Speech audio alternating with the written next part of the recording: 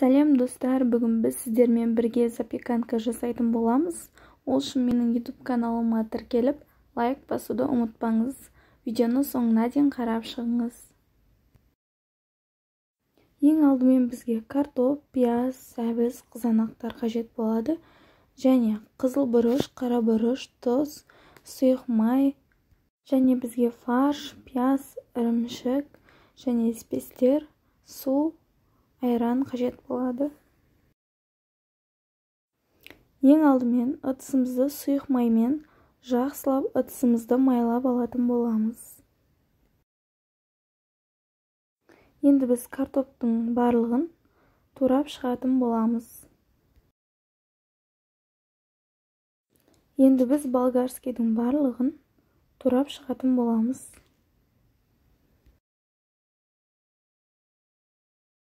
Пиязды ортасынан екіге бөліп, жұқа етіп турап шығатын боламыз. Дәл солай қызанақты да дөңгелек етіп турап шығатын боламыз.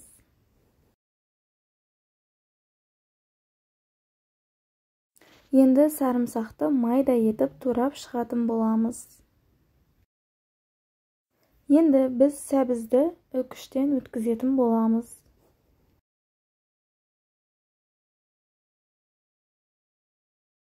Енді біз туралған пияз бен фарштың үстіне паприка, қызыл бұрыш, қара бұрыш және тұз қосып барлығын жақсылап араластыратын боламыз.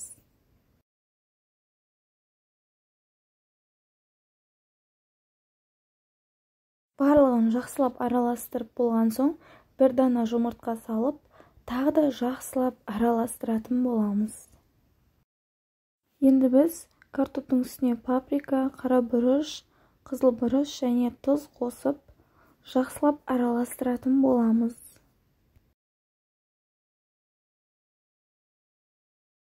Ең бірінші ыдысымызға картопты қойып шығатын боламыз.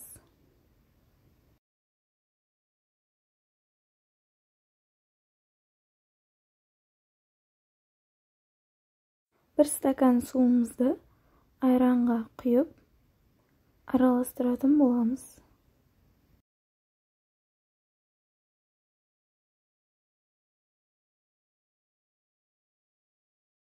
Міне енді біз айранды картоптың үстіне құйып шығатын боламыз.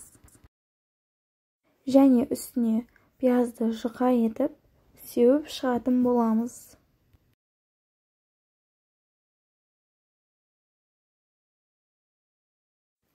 Және де үшінші қатарға үкіштен өткізілген сәбізді сеуіп шығатын боламыз.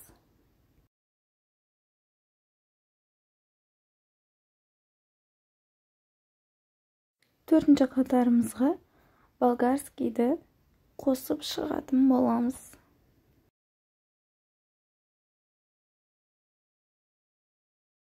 Бесінші қатарға дөңгелек етіп туралған қызанақты қойып шығатын боламыз.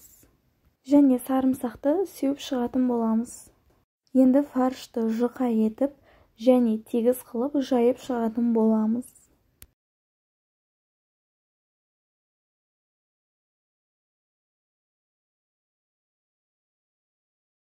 Міне фаршымызды теп-тегіс етіп жайып шықтық. Міне енді біз пиязымызды сеуіп, тағы да болгарскийімізді қосып,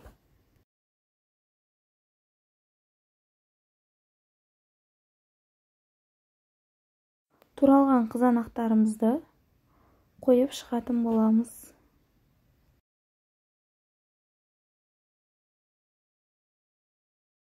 Үкіштен өткізілген сәбізді жұқа етіп сеуіп шығатын боламыз. Және картоптарды жұқа етіп шетінен бастап қойып шығатын боламыз. Енді айранымызды құйып,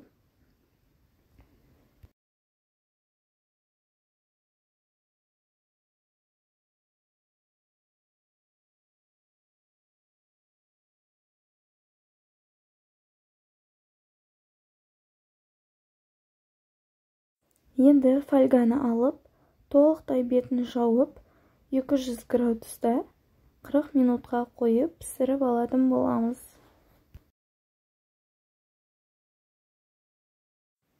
Енді біз үкіштен ірімшікті өткізіп алатын боламыз.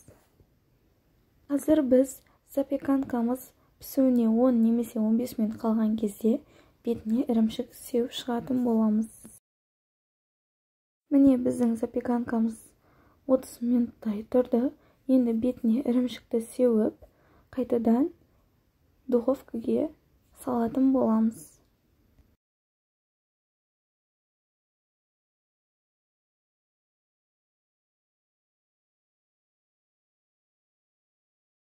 Міне достар, біздің жасаған запеканкамыз дайын болды.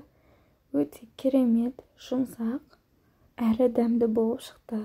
Сіздермен бірге болған Лейла, астарыңыз дәмді болсын.